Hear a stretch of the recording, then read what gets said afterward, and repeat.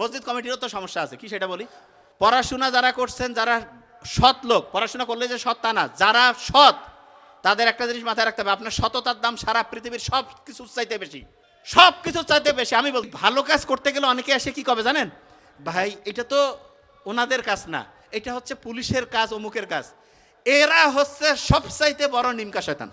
এই শয়তান থেকে বাঁচতে হবে। শুনেন, ভালো কাজের সময় নিয়ম, খারাপ কাজের সময় কোন নিয়ম। পুলিশ যদি কাজ করতো, বিভিন্ন কারণে পুলিশ কাজ করতে পারে না, পুলিশের সাথে আমার তো কথা, আমার নিজের মধ্যে আছে তো অনেক বন্ধু বান্ধব, কয় দোস্ত কি কাজ করব, উপর থেকে কয় যে ছাড়ি দাও, এ কয় ছাড়ি দাও, ও কয় যে ভাই একটু দেখো স্যাক্রিফাইস করো। তাহলে কি করলে ভালো হয়, জনগণ যখন সবাই মিলে একসাথে নামবে। আমরা যদি চাই এই এলাকায় একটা গাঁজাখোর থাকবে না, একটা টেন্ডারবাজ থাকবে না, একটা চাঁদাবাজ থাকবে না, কারো বাপের ক্ষমতা আছে এই জায়গায় থাকতে পারে, কেউ পাবে, প্রশ্নই আসে না। এলাকার সবাই এক হন, এবং মসজিদ কমিটিরও তো সমস্যা আছে, কি সেটা বলি। সুদের ব্যবসা করে ধান্দাবাজ, অক বানিয়ে দিছে কমিটির চেয়ারম্যান। কেন রে বাবা, টাকার কি এত অভাব পড়ছে? হ্যাঁ, আছে না?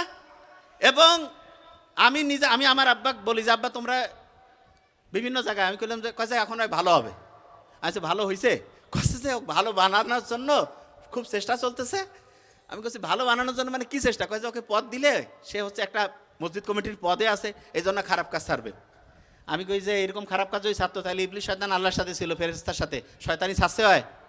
শোনেন, সারাটা দেশ আমরা চেঞ্জ করতে পারি যদি আপনি যদি চেঞ্জ হয়ে যান, যে আমি সব বুঝবো রে বাবা, কে ভালো কে খারাপ, চোর বাটপারের সাথে কোনো খাতির রাখবো না।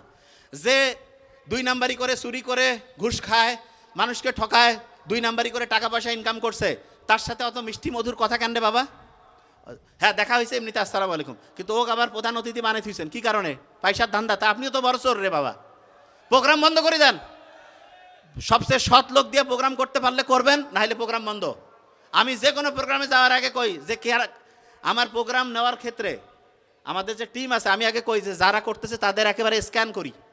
কোনো জায়গায় কোনো চোর বাটপার গুন্ডা বদমাশ থাকলে আমি যাবই না, যে ভাই এটা কেমন কথা। আগে আমি গোটাল দেখি একদম, যে এখানে কে আছে, চুরি আছে নাকি ভালো লোক আছে। মানে ওই যে বাটপার আসিয়া থাকবে আর আমি এখানে যাবো, নো, কখনো এটা হবে না। ভালো লোকজন টাকা দিয়ে যদি সব কিনা যাইতো তাহলে তো দুনিয়া ভালো দাম কি।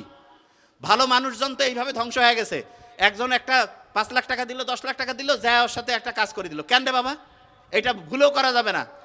পড়াশোনা যারা করছেন, যারা সৎ লোক, পড়াশোনা করলে যে সৎ তা না, যারা সৎ তাদের একটা জিনিস মাথায় রাখতে হবে, আপনার সততার দাম সারা পৃথিবীর সব কিছুর চাইতে বেশি, সব কিছুর চাইতে বেশি। আমি বলতেছি।